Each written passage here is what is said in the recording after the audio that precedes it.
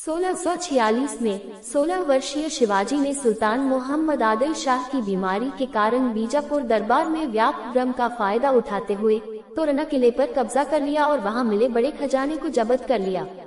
4041 अगले 2 वर्षों में शिवाजी ने पुणे के पास कई महत्वपूर्ण किलों पर कब्जा कर लिया, जिनमें पुरंदर, कोंढाना और चाकन शामिल थे। उन्होंने पुणे के पूर्व में सूपा, बारामती और इंदापुर के आसपास के क्षेत्रों को भी अपने सीधे नियंत्रण में लाया। उन्होंने तोरना में मिले खजाने का इस्तेमाल राजगढ़ नामक एक नया किला बनाने के लिए किया। उस किले ने 1 दशक से अधिक समय तक उनकी सरकार की सीट के रूप में कार्य किया। 40 इसके बाद शिवाजी ने कोंकण में पश्चिम की ओर रुख किया और कल्याण के महत्वपूर्ण शहर पर अधिकार कर लिया। बीजापुर सरकार ने इन घटनाओं पर ध्यान दिया और कार्रवाई करने की मांग की। 25 जुलाई 1648 को शिवाजी को रोकने के प्रयास में बीजापुर सरकार के आदेश पर शाहजी को बाजी घोरपड़े नामक एक साथी मराठा सरदार ने कैद कर लिया। शाहजी को 1649 में रिहा कर दिया गया, जब जिंजी पर कब्जा करने से कर्नाटक में आदिल शाह की स्थिति सुरक्षित हो गई।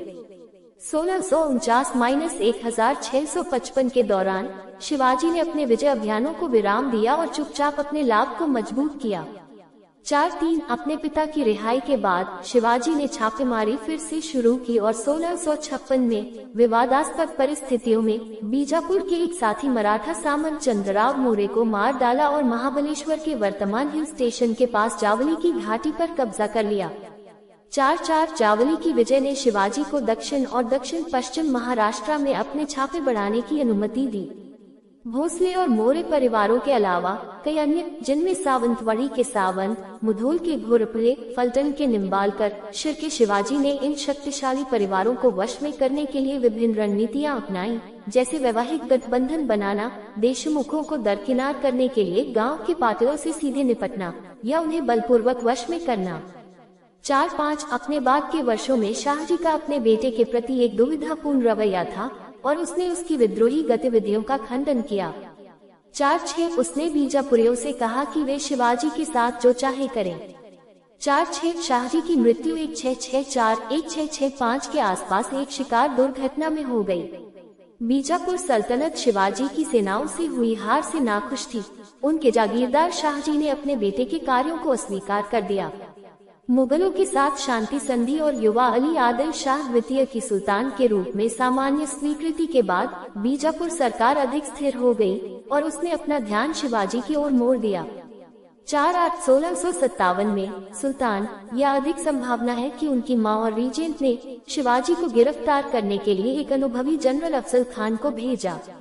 उससे भिड़ने से पहले बीजापुरी सेना ने तुलजा भवानी मंदिर, शिवाजी के परिवार के लिए एक पवित्र स्थल और हिंदुओं के लिए एक प्रमुख तीर्थ स्थल पंढरपुर में विठोबा मंदिर को अपवित्र किया। बीजापुर की सेनाओं द्वारा पीछा किए जाने पर शिवाजी प्रतापगढ़ किले में वापस चले गए, जहां उनके कई सहयोगियों ने उन पर आत्मसमर्पण करने का दबाव डाला। 52 दोनों सेनाएं खुद को एक गतिरोध में पाती हैं। शिवाजी घेराबंदी तोड़ने में असमर्थ हैं, जबकि अफजल खान के पास एक शक्तिशाली घुड़सवार सेना है, लेकिन घेराबंदी के उपकरणों की कमी के कारण वह किला लेने में असमर्थ है।